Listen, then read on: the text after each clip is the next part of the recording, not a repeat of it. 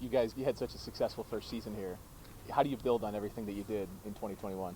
Well, I think it starts by somewhat leaving 2021 in the rearview mirror. I mean, we did establish a good foundation. Now we got a lot of work to do to get ready in a short period of time. So I think you take the good from last season, build off of it for the people that have been here. We added some talent. We need to now address a few areas that we weren't great at, but go forward. Don't just think that just because you show up the next year, you're going to be better. You said, I remember reading at the end of last year, you were nervous one day on this job. Yeah. And it was the first day when you spoke to the group. Fast forward 365 days and change. Where's your head at now? Yeah, so I mean, last year was very emotional for me personally because I had come off of one of the most embarrassing situations with the sign stealing and having to address a team wearing a uniform, a different uniform for the first time in a long time, for being fortunate to be in the sport. Totally different emotional, status. This year, it is so exciting to see guys come running into my office and give me a big hug. We have experiences to build from, relationships already built over the course of a full season last year. So the vibe and the tiptoeing around from me to the players to me, it doesn't exist anymore. So it's way more comfortable and allows me to get up and running a little bit faster rather than having to kind of pour the concrete of a foundational relationship. With how well all of that's gone and how much the whole organization has kind of gelled around your leadership, do you sometimes go back to Al and say, why'd you wait 30 minutes to call me after the World Series? Why didn't you call me right away? I'm so glad he did. I think what Al has to do with me is govern my patience. I'm ready to get going. I'm ready to get the players on the field. I'm ready to talk about winning, and we got a lot of work to do to get there. 30 minutes was enough. I'd have answered the call after 5 minutes. I'd have answered the call 45 minutes later, but I'm lucky to wear this uniform. I'm lucky to be the manager here. They weren't the only ones that called. Yeah.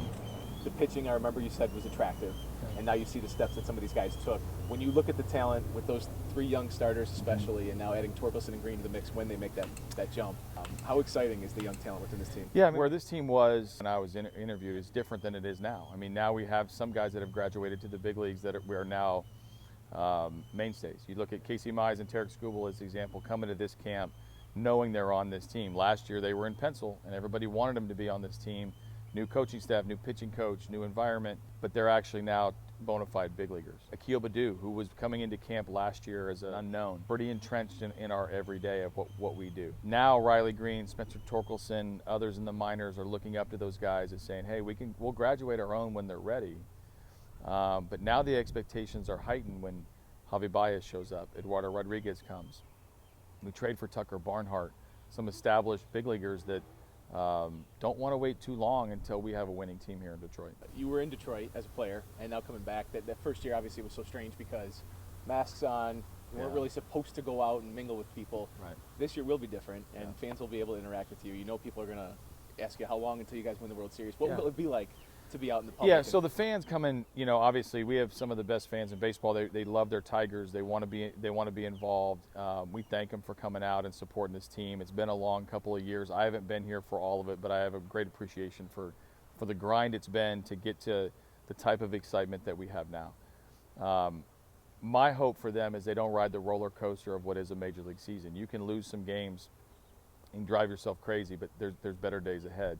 You can also win some games and nobody declares and hangs a flag for a good April. You got to play a full season, but the fact that we now have a little bit more freedom to interact and more freedom to without the mask, without the restrictions, while we still want everybody to be healthy and COVID's still out there for you, it feels somewhat normal. And I think everybody needs normalcy back in their life and how we operate. You talked about the emotions that you had after 2019 through 2020 being away from it all. Well, what do you think it'll be like for you, your wife, your daughters, to be out in public in Detroit in an environment that's not just welcoming you, but celebrating you? Well, let's hope it's after wins, because I know Detroit fans expect wins, and you don't win, you don't want to be recognized. But I think for me, we bought a place in Detroit, in Birmingham. We want to be parts of the community. We want to establish ourselves as being approachable, and we want to win together. To me, the best way to get back to normal is get the English D in the winning ways and get us back in the playoffs and ultimately win a World Series for the Ilitch family. It's going to take a long time. I don't know when that is. I don't know if it's not easy to do. I don't know how possible it is. But I know on a day-to-day basis that the Tiger fans are going to know that they have something to be proud of in the team that they watch. Awesome stuff. I appreciate the time. Got it. Thank you.